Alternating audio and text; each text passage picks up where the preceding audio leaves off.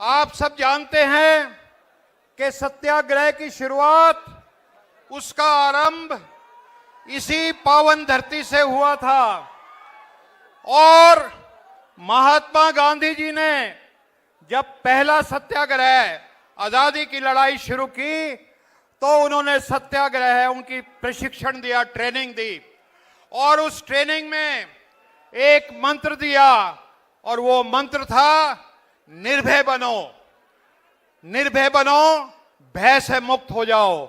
ये मंत्र महात्मा गांधी जी ने सत्याग्रहियों को दिया था और उसके बाद सत्याग्रह शुरू हुआ था। हमारे न्याय योद्धा राहुल गांधी जी ने भी जो इस तानाशाह मोदी सरकार के खिलाफ जब अपना आंदोलन शुरू किया तो आपने भी नारा दिया कि डरो मत और हमें बब्बर शेर बना दिया। साथियों, तानाशाह मोदी सरकार इस बिहार में और ना सिर्फ इस बिहार में बल्कि पूरे देश में गरीब गुरबा का, दलित का, पिछड़े का, अति पिछड़े का, आदिवासी का, हमारे अकलियत के भाइयों के वोट को काटा जा रहा है। ये लोकतंत्र की सरेआम सरे बाजार हत्या हो रही है और तानाशाह खुद को खुदा समझने लग गया है। लेकिन ये माना जाता है राजनीति शास्त्र में कि power of the people is always greater than the people in power, यानी जनता की ताकत, आप लोगों की ताकत, आवाम की ताकत हमेशा हुक्मरानों की ताकत से ज्यादा भारी होती है और ज्यादा बड़ी होती है। बहुत सारे तानाशाह इस बात को भूल जाते हैं और वो पगला जाते हैं और खुद को खुदा समझने लगते हैं और फिर ये समझ लीजिए उन तानाशाहों का अंत निकट आ गया है जब वो खुदा समझने लग जाएं, अपने आप को नॉन बायोलॉजिकल समझने लग जाएं। एक शायर ने भी कहा है कि तुझसे पहले जो एक शख्स यहां तख्त नशी था, तुझसे पहले जो ये शख्स यहां तख्त नशी था, उसको भी अपने खुदा होने का, खुद के नॉन बायोलॉजिकल होने का इतना ही यकीन था। कोई ठहरा हो जो लोगों के मुकाबिल तो बताओ, वो कहां है कि जिन्हें नाज अपने तई था। ये अति पिछड़ा समाज जो आज इस 90% इस सभा में दिखाई दे रहा है, ये राहुल जी के अधिकार और साथ में चलने के लिए, हक हुकुम के लिए तैयार है।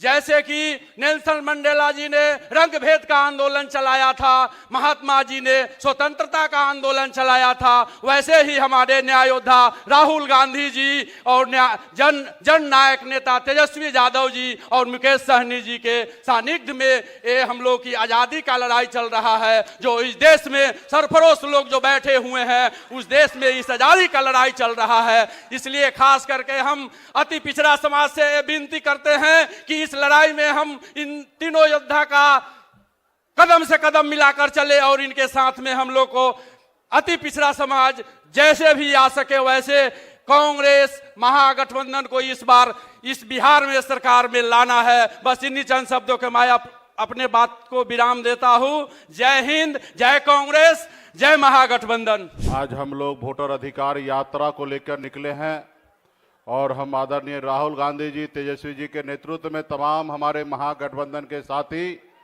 पूरे बिहार में खास करके गरीब, पिछड़ा, दलित, अति पिछड़ा समाज के हक अधिकार के लिए लड़ाई लड़ रहे साथियों। ये वोटर अधिकार यात्रा क्या है? आजादी से पहले अंग्रेज हम पे राज करता था और आपके पूर्वज, हमारे पूर्वज ने पौने 200 साल तक लड़ाई लड़ने के बाद हमें देश को आजादी मिली और आजादी मिलने के बाद बाबा साहब भीमराव अंबेडकर ने हमें संविधान बना के दिया और संविधान के बाद अगर मैं सर उठा कर अगर यहां पे अगर आपके सामने बात कर रहा हूं तो ये बाबा साहब भीमराव अंबेडकर का संविधान का देन है साथियों। नहीं तो हजारों साल गरीब, पिछड़ा, दलित को पशु सामान्य लोग समझने वाले लोग जो हमसे हाथ से पानी तक नहीं पीते थे, वो हम पे राज करते थे साथियों। जो भी आज हम जहां पे भी पहुंचे हैं, ये बाबा साहब भीमराव अंबेडकर का संविधान का देन है साथियों। उसके बाद जननायक कर्पूरी ठाकुर जी ने एक नाई का बेटा बिहार में गरीब पिछड़े का आवाज दिया। उसके बाद आदरणीय लालू प्रसाद यादव जी, अगर आदरणीय लालू प्रसाद यादव जी अगर गरीब पिछड़े को अगर आवाज नहीं देते, जमीन पर बैठने वाले को अगर कुर्सी पर नहीं बैठाते, तो आज आपके सामने में एक मल्ला का बेटा ऊंची आवाज में बात नहीं करता। साथियों, यह है सामाजिक न्याय। निश्चित तौर पे हम कभी कल्पना करते हैं कि हमारे पूर्वज किस तरीके से लड़ाई लड़ते होंगे अंग्रेज से। आज निश्चित तौर पे हमारे देश में ही जिसको हम भरोसा करते हैं, हमारे देश के लोग, आज उनसे लड़ना पड़ रहा है। आज हमारे देश के प्रधानमंत्री ही हमारा वोट चोरी कर रहा है। साथियों, बाबा साहब भीमराव अंबेडकर ने संविधान में नेता के पास से 5 साल का समय इसलिए दिया गया कि 5 साल में मौका मिलेगा और जनता को उम्मीद पे खड़ा होंगे। अगर जनता को उम्मीद पे खड़ा नहीं होंगे तो नेता को गद्दी से उतारने का काम किया जाएगा। साथियों, और आजादी से लेकर 2014 तक भला बुरा सभी राजनेता यही डर कर और यही सोचकर इस देश के लिए काम किया। साथियों, 2014 में मोदी जी आए, अच्छे दिन लाने का वादा आपसे किए, हर युवा को नौकरी, हर साल 2 करोड़ नौकरी देने का वादा किए, विदेश से काला धन लाने की बात की, आपके खाता में 15-15 लाख रुपया देने का वादा किया। लेकिन उनको पता है, क्योंकि आपके वोट से नहीं, वो चोरी के वोट से देश के प्रधानमंत्री बने हैं। अगर उसको आपके वोट से का फिक्र होता तो निश्चित तौर पे आपके लिए काम करता। अभी उनको पता है कि आप वोट दो या ना दो, उनको सरकार में रहना, इसलिए उन्होंने आपके 2 करोड़ युवा का नौकरी हर साल देने का था। आज 11 साल में 22 करोड़ नौकरी होता, उन्होंने 22 लाख तो छोड़िए, 11 लाख भी नौकरी आज तक नहीं दिया। 1% तो छोड़िए, आधे % भी नौकरी नहीं दिया। उसके बाद भी 56 इंच का सीना लेकर घूम रहे हैं मोदी जी। तो इसलिए साथियों, महाराष्ट्र में वोट को बढ़ाकर और बिहार में वोट को घटाकर वो सरकार बनाना चाह रहा है।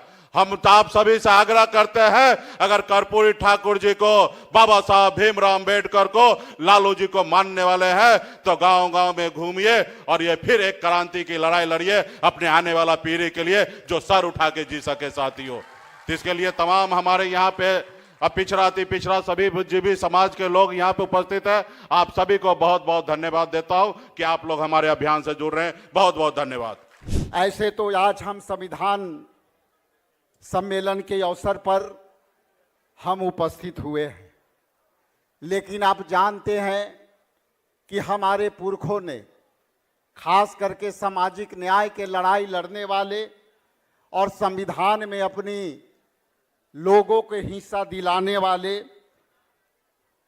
हमारे बाबा साहेब भीमराव अंबेडकर, बाबू जगजीवन राम जी, जगलाल चौधरी जी, मौलाना मजरुल हक साहब और जुबा साहनी जी, सम्मानित जगदेव बाबू को मैं सर्वप्रथम उनके चरणों में पुष्पांजलि करता हूं कि इन्हीं के संघर्षों का कारण आज हम लोग संविधान में दिए बाबा साहेब के अधिकारों की लड़ाई लड़ रहे हैं और आज भी लड़ रहे हैं। ये समझने की आवश्यकता है। मैं 2 बात कह के अपनी बातें को विराम देना चाहता हूं कि आखिर संविधान की बातें और संविधान सुरक्षा सम्मेलन की आवश्यकता क्यों है। आज यहाँ बैठे सभी लोग को ये महसूस करना होगा और समझना होगा कि क्या ये लड़ाई आदरणीय सम्मानित नेता, न्याय योद्धा राहुल गांधी जी ने जो सामाजिक न्याय के लड़ाई की बेड़ा उठाई है, आज उसी का परिणाम है कि हम उस लड़ाई को आगे बढ़ना है। आप जानते हैं कि आदरणीय नेता और सम्मानित तेजस्वी जी और सम्मानित सभी नेताओं ने इसका समर्थन भी किया। लेकिन यदि हम सामाजिक न्याय के बात करते हैं और समाज के उन अंतिम पंक्तियों के बारे में हम यदि बातें करते हैं, तो एक चीज स्पष्ट होनी चाहिए हम लोगों को कि आखिर सामाजिक न्याय की बात करने में जातीय जनगणना की बात होना सबसे वाजिब है और सबसे सामाजिक न्याय के ये जो है कुंजी है। जातीय जनगणना वो चाबी है जो हम के सभी ताले खुलेंगे। इसलिए हम आपसे स्पष्ट कहना चाहते हैं कि क्या ये लड़ाई आने वाला समय केवल अकेले नेताओं का है या हम लोगों का है। इसलिए इससे बड़ा अवसर नहीं आने वाला कि हम सामाजिक सुरक्षा के बात करते हैं, हम सामाजिक न्याय की बात करते हैं, तो दो बातें हम जरूर इस पर ध्यान देने की जरूरत है। हम सामाजिक न्याय के तभी बात करेंगे जब सभी पॉलिटिकल पार्टियां टिकटों में सही हिस्सेदारी देगी। हम सामाजिक न्याय के तभी बात करेंगे कि उनकी नौकरियों में भागीदारी मिलेगी। हम उन सभी सामाजिक न्याय के लोगों के अंतिम पंक्ति में बैठे लोगों के तभी हम सामाजिक न्याय के लड़ाई में उनको हिस्सेदारी दे पाएंगे जब उनकी हिस्सेदारी ठेकेदारी में मिलेगी। आज बिहार में ठेकेदारी प्रथा है, लेकिन हमारे लोगों को केवल कंट्रोलेक्चुअल के आधार पर और संविदा के आधार पर केवल बहालियां हो रही है। उसमें हमारा आरक्षण खत्म हो चुका है। इसलिए आंख बंद करके ये सोचने की जरूरत नहीं है, हृदय पर हाथ रख करके ये लड़ाई लड़ करके और सम्मानित इंडिया गठबंधन के सम्मानित नेताओं को आगे जो है इस पर ताकत देना होगा। खास करके राहुल गांधी जी और अनिल जय हिंद जी को मैं बधाई देता हूं कि इन्होंने जो सामाजिक न्याय के कड़ी को आगे किया है, बिहार में वो कड़ी आने वाला समय में इंडिया गठबंधन के ताकत के रूप में देंगे। और इतना इंश्योर करते हैं कि आने वाला समय में जिसकी जितनी हिस्सेदारी उसकी उतनी भागीदारी मिलनी चाहिए। अंत में बहुत बहुत धन्यवाद, बहुत आभारी, बहुत थैंक यू। संविधान को लेकर हम लोग बात कर रहे हैं और उस संविधान में जो सबसे बुनियादी और बहुत ज़रूरी एक हक इस देश के तमाम नागरिकों को मिला हुआ है, वोटिंग राइट, वोट डालने का अधिकार, आज वो भी खतरे में है। और इसीलिए हमें ये वोटर अधिकार यात्रा निकालनी पड़ी और इसके लिए लड़ना पड़ रहा है। तो मैं संक्षेप में दो चार बात ही आपके बीच में रखना चाहता हूँ। संविधान में हमें शुरू से ही ये वोटिंग राइट मिला। दुनिया के बहुत सारे देशों में लंबी लड़ाई लड़नी पड़ी लोगों को, सबको वोटिंग राइट नहीं मिलता था। लेकिन हमें जब संविधान मिला, संविधान के साथ साथ सबके लिए वोटिंग राइट, गरीब से गरीब के लिए भी एक वोट और अमीर के लिए भी एक वोट। लेकिन उसी समय बाबा साहब अम्बेडकर ने एक बात की थी। उन्होंने कहा था कि ये जो एक वोट की बराबरी है, इस वोट की बराबरी, लेकिन अगर इसके साथ साथ समाज में बराबरी ना हो, सामाजिक बराबरी ना हो, आर्थिक बराबरी ना हो, तो एक ऐसा समय आएगा कि वो वोट की बराबरी का कोई मतलब नहीं रह जाएगा इस सामाजिक और आर्थिक गैर बराबरी के आगे। दूसरा एक बहुत बड़ा सवाल उन्होंने कहा कि संविधान तो अच्छा है, संविधान को लेकर आप कह सकते हैं कितना अच्छा कितना बुरा, लेकिन सबसे महत्वपूर्ण बात है कि संविधान को चलाएगा कौन, किसके हाथ में जाएगा ये संविधान। बहुत अच्छा संविधान लिख दिया जाए और ऐसे लोगों के हाथ में वो संविधान चला जाए जिनका उस संविधान से कोई मतलब नहीं है, तो एक अच्छे संविधान से भी बहुत गलत परिणाम निकाला जा सकता है। और आज हमारे सामने ये बाबा साहब की दोनों चेतावनी बेहद प्रासंगिक है। हमारे वोट की बराबरी, लेकिन सामाजिक बराबरी हमें बिल्कुल नहीं मिली। हम लोग जब सामाजिक न्याय की बात करते हैं, अक्सर हम बहुत सीमित संदर्भ में बात करते हैं, सिर्फ आरक्षण की बात करते हैं, जबकि बात सामाजिक बराबरी की होनी चाहिए पूरे समाज में। दूसरी तरफ आर्थिक बराबरी की बात करिए तो आज तो देश में ऐसा अदानी अंबानी का राज आ गया, ऐसा कंपनी राज आ गया कि देश में मुट्ठी भर पूंजीपतियों के हाथ में पूरे देश की तमाम संपत्ति और देश की तमाम जो हमारा एनुअल इनकम है वो सब उन्हीं के पास चला जा रहा है। तो एक तो हमारे संविधान के लिए बड़ा खतरा ही आ रहा है, और दूसरा किनके हाथ में संविधान चला गया? उन लोगों के हाथ में आज संविधान चला गया जब संविधान पारित हो रहा था 1949 में। ये 75 साल संविधान के पूरे हुए, गणतंत्र के भी 75 साल पूरे हुए हैं। उस समय खुल करके इन लोगों ने, उनका जो मुखपत्र है ऑर्गेनाइजर, उसके संपादकीय में उन्होंने लिखा था कि संविधान हम नहीं मानते क्योंकि इसमें भारतीय कुछ है ही नहीं। ये संविधान एक तरह से विदेशी संविधान है, मनुस्मृति ही हिंदुस्तान का असली संविधान है। ये कहने वाले लोग 1949 में खुलकर ये बात करने वाले लोग आज उनके ऊपर, उनके हाथ में सत्ता है, उनको इस संविधान को लागू करना है। और हम देख रहे हैं कि वो किस तरीके से इस संविधान का हर रोज मजाक उड़ा रहे हैं, उसकी हत्या कर रहे हैं। तो ऐसे विपरीत स्थिति में हमें लड़ना है। संक्षेप में बस 3 बात करते हुए मैं खत्म करूंगा कि एक तो सबसे पहले हमें याद रखना चाहिए कि संविधान ऐसे दौर में हमें मिला था, बहुत मुश्किल दौर में मिला था। उस समय देश का बंटवारा हो चुका था, हिंदुस्तान पाकिस्तान अलग हो चुके थे, देश में बड़े बड़े दंगे हो चुके थे, लाखों की तादाद में इधर से उधर लोगों को जाना पड़ा था। इतने बड़े त्रासद समय में भी गांधी जी की हत्या हो चुकी थी। वैसे एक मुश्किल दौर में हिंदुस्तान ने जब संविधान पारित किया, बड़े आराम से उस संविधान के पहले पन्ने पर कह दिया गया कि इस देश में बिना किसी भेदभाव, न धर्म के आधार पर, न जाति के आधार पर, न भाषा के आधार पर, बिना किसी भेदभाव सबके लिए पूरा का पूरा न्याय मिलेगा, सामाजिक, आर्थिक, राजनीतिक न्याय मिलेगा, सबके लिए आजादी, सबके लिए बराबरी। इतनी बड़ी बात उस कठिन दौर में। और इसीलिए आज हमें फिर वो जो आजादी की चेतना है, वो आजादी की चेतना जो 1857 में जिस समय देश में पहला विद्रोह हुआ सबसे बड़ा, तो आजिमुल्लाह खां उस विद्रोह के शायर, उन्होंने कहा हम हैं इसके मालिक, हिंदुस्तान हमारा। वही बात संविधान के पहले पन्ने पर आया, we the people of India. हमने संविधान खुद को दिया है और देश को एक संप्रभु, लोकतांत्रिक, समाजवादी, धर्मनिरपेक्ष गणराज्य के रूप में घोषित किया है।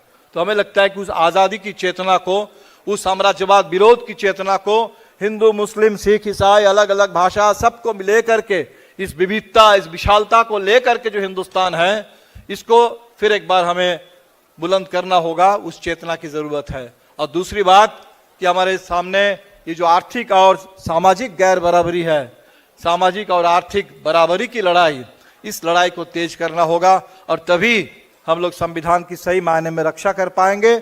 और आज बिहार जिस मोड़ पर खड़ा है, हमें तो अभी भी उम्मीद है। महाराष्ट्र में चुनाव चुरा लिया, हरियाणा में चुरा लिया, सुनते हैं कि लोकसभा के चुनाव में भी जिस तरह की रिपोर्ट राहुल जी ने जो खुलासा किया बेंगलुरु सेंट्रल लोकसभा की, वैसे बहुत सारे लोकसभा हम सबके नजर में हैं।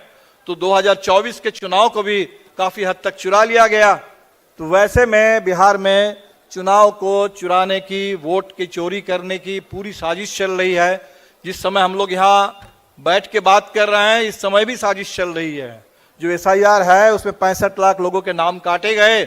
और मैं आज के इलेक्शन कमीशन का डेटा देख रहा था। इलेक्शन कमीशन ने कहा कल तक था कि 6 लाख नए फॉर्म 6 मिले हैं, आज वो 8.5 लाख हो गया। और छलांग लगा करके अगले 4 दिन में आप देखेंगे कि वो 20-25 लाख में पहुंच गया है। तो चोरी बदस्तूर जारी है। उस चोरी के खिलाफ हमें तो लड़ना है और ऐसा माहौल बना देना है पूरे बिहार में, जिस बिहार जब जब तय कर लेता है, अगर बिहार किसी चीज को तय कर ले तो बीच रास्ते में हम लोग छोड़ते नहीं हैं। वो 42 का आंदोलन हो, वो आजादी के बाद का लोकतंत्र की लड़ाई हो, वोट डालने की लड़ाई हो, बूथ कब्जा के खिलाफ सामंती पूरे धाक को तोड़ते हुए दलित गरीबों के वोटिंग राइट हासिल करने का वो तमाम आंदोलन हमें याद है, वो तमाम जनसंहार हमें याद है, जिसको झेलते हुए बिहार के दलित गरीबों ने वोट डालना शुरू किया था 80 के दशक में। तो इसीलिए बिहार ने जब आज ठान लिया है तो मुझे तो पूरा भरोसा है आप तमाम साथियों के ऊपर और पूरे बिहार के नौजवान, पूरे बिहार के भूमिहीन गरीब, बिहार की हमारी बहनें, स्कीम वर्कर्स, बिहार के हमारे नौजवान साथी, आपके ऊपर पूरा भरोसा है कि ये जो चुनाव आयोग ने जो SIR का हमला किया और पूरे देश में जो वोट चोरी और चुनाव चोरी की साजिश चल रही है, इस सिलसिले को इसी बिहार से हम लोग रोक देंगे। इस अश्वमेध के घोड़े को हम लोग यहीं पर रोक देंगे और पूरे देश में लोकतंत्र और संविधान की सुरक्षा और सामाजिक बराबरी और आर्थिक बराबरी की लड़ाई को जीत की मंजिल तक पहुंचाने का काम बिहार से हम लोग शुरू करेंगे। आप तमाम साथियों का बहुत बहुत शुक्रिया। जय हिंद, जय भीम, लाल सलाम, इंडिया गठबंधन जिंदाबाद।